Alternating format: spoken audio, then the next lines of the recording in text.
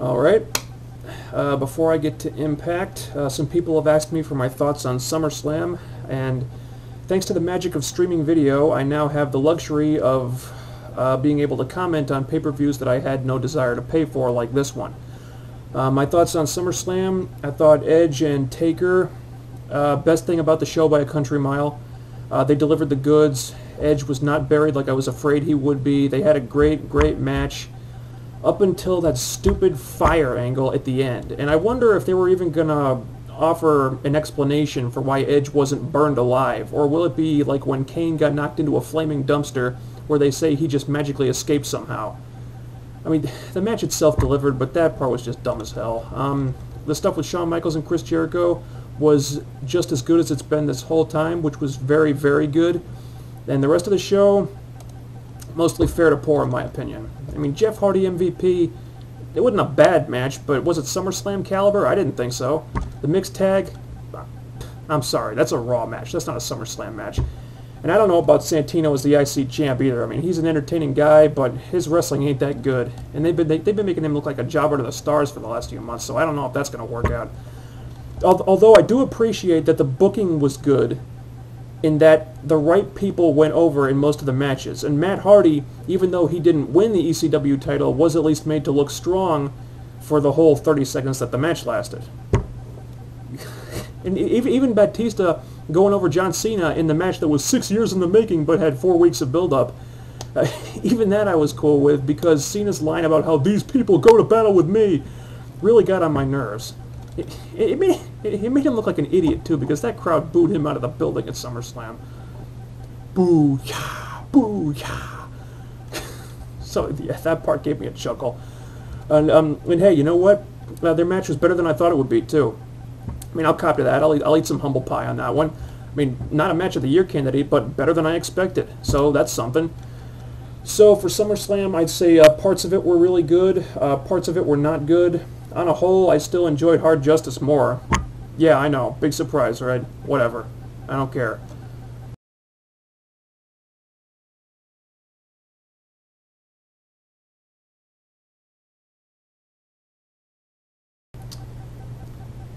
It's going to be one of those videos, people. This is one of those videos that I hate to do. Now, ordinarily, I like to focus on the positives in TNA, but I can't do that this week. Now let me make one thing clear before I go on, okay? I enjoyed this edition of Impact. There were some good things on this show. But this week the negatives are the topic of conversation because the negatives are what really need to be dissected. On this show, we had a street fight between Gail Kim and Awesome Kong. As expected, it kicked all kinds of ass. Unfortunately, the next time we see Gail Kim on our TVs, she will be in a WWE ring. For those of you who haven't heard yet, this was Gail's last match in TNA. She's done with the company and is expected to re-sign with the WWE shortly if she hasn't already. According to PW Insider, there was some kind of issue with her contract renegotiation that they couldn't iron out. And then WWE swooped in, offered her a ton of money, and you can guess the rest. And that really sucks for many reasons. Gail was probably the best wrestler and the centerpiece of the Knockouts division. She was heavily pushed, she had the best in-ring chemistry with Awesome Kong, and TNA advertised her as the best woman wrestler alive. So obviously this hurts. I mean, this is a huge gut punch to the Knockouts division, no doubt about it. However, it doesn't have to be the crushing blow that everybody seems to think it is, because like Paul Heyman once said, where there's chaos, there is opportunity. So the silver lining here, if we want to see it, is that Gail leaving provides opportunity for some of the other women to shine. Some of the women who had kind of been ignored lately, maybe weren't getting the pushes that they deserved. Roxy, ODB, maybe Melissa Anderson. I don't know. It could happen. I mean, maybe they'll sign somebody new. They could be dusting off that Shimmer Talent Exchange deal and getting Dave Prazak on the phone right now. So this does not have to be the death blow to the Knockouts division that people think it is. But I'll say this much, okay? If ever there was a time to take the burqa off Melissa and unleash her in the Knockouts division, it's now, because Gail leaving creates a big hole that they're going to have to fill with somebody. More on that later. Next, the AJ Styles Kurt Angle ladder match. I'm keeping the unnecessary gimmick matches right on the shelf for now because I've said it all before, I'm bored with it. What I will say is that this match reminded me of something I read in Mark Madden's column on WrestleZone earlier this week. In this column, he talked about the shaving of Ric Flair's head in WCW and how the drawing potential of that angle was thrown away because they teased it for only 2 hours, and then they performed the head shaving on free TV, and as a result it didn't even pop the ratings. So there was no gain for Ric Flair, no gain for the heels, no gain for WCW. He said the shaving of Ric Flair's head should have been teased for 2 months and then done on a pay-per-view, but the way it was done made it seem completely meaningless. This was the exact same type of situation. Okay, if you're going to have something with the potential to be as epic as AJ Styles versus Kurt Angle in a ladder match, then at the bare minimum, this match should be announced a week in advance. If you announce it only an hour and a half in advance and don't treat it with anywhere near the hype that it deserves, then guess what? It ends up meaning almost nothing. But look what happens when you tease an angle for a while and then you build it up properly.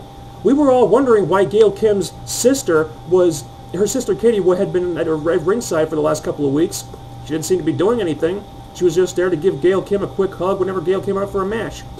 But on this show, it all became clear, because when she jumped into the ring to plead with Awesome Kong to not powerbomb Gail onto a steel chair, and Kong grabbed Katie with that sadistic look in her eye, and the announcers were like, "Oh no, Kong, don't do it." It was, without a doubt, the most compelling and dramatic moment on Impact since Kurt Angle finally turned on AJ before Slammiversary. That's what happens when you build up an angle or a gimmick and you pay it off the right way. But that's not what they did with this ladder match. And that's all I'm going to say about it, because this whole thing just really frustrates me, and I just don't want to talk about it anymore. Next, Motor City Machine Guns lost to Eric Young and BG James, then got pissed off after the match and got into a brawl with BG. Here's the thing, and I can't believe TNA did this again. The last time the Motor City Machine Guns jobbed to a team BG James was a part of, VKM, the crowd burst into a rousing chorus of, "That was bullshit. That was bullshit." And now you just go and do it again? Have these writers learned absolutely nothing? If you want Sabin and Shelley to lose a match to facilitate a heel turn, that's one thing. But for God's sake, at least make it plausible. Jobbing them out to the first ever pairing of Eric Young and a part-time interviewer is not only idiotic, it's bad business. Next, what's with all the interviews on this show? If you have to have more than one interview on a show, you need to space them out throughout the program so the pacing doesn't slow down too much. But on this show, there was one segment here where it must have been like 15 straight minutes of interviews. Just one after another. And you know what? When the quarter hours come out, I wouldn't be at all surprised if that turns out to be the lowest rated segment of this entire show. And everyone feel free to laugh right in my face if I'm wrong about that. Next, it was announced that the Knockouts title match in No Surrender will be Taylor Wilde versus Angelina Love. I have no problem with that in principle. It makes sense financially. It's TNA's first pay-per-view abroad. They're both Canadians, so that part I get. What I do have a problem with is the way it was set up. Makes no sense. Angelina got pinned by Taylor at Hard Justice. How does that earn Angelina a title shot? Realistically, it should have sent Angelina to the back of the line. Now, this would make perfect sense if Angelina had gotten the pin for her team in that match, which, if you recall, before Hard Justice, I suggested was how that match should be booked. It would have made Angelina look like a real threat to the title, but it wasn't, so she doesn't, and the end result is that now this title match does not make sense. Next, and this part isn't really a critique about something bad on the show, it's more of a heads up to all you people out there who happen to see this video. Lately, you may have noticed, or you may not have noticed, that the approaching Bound for Glory pay-per-view is getting much more hype on the Impact show than No Surrender is. So, what I think we're in for with No Surrender is another case of TNA using one pay-per-view as a vehicle to get their ducks in the row for the bigger, more important pay-per-view. So it's like earlier this year when TNA used Destination X as a show to set up the bowling pins so they could knock them all over at Lockdown. And I went into Destination X understanding this. I knew what to expect from that show, which is why I ended up enjoying Destination X a lot more than most other YouTubers, because most people on here, I think, were expecting a pay-per-view that could stand on its own, failing to understand that Destination X was never meant to stand on its own. It was what it was, a prep show for a more important pay-per-view. And in that capacity, in my opinion, Destination X delivered. And if my gut is right, No Surrender may turn out to be that same type of show. So please take my word for this, because I speak from experience. If you go into No Surrender understanding that this is most likely a prep show for Bound for Glory, you will enjoy the pay-per-view much more, I guarantee you.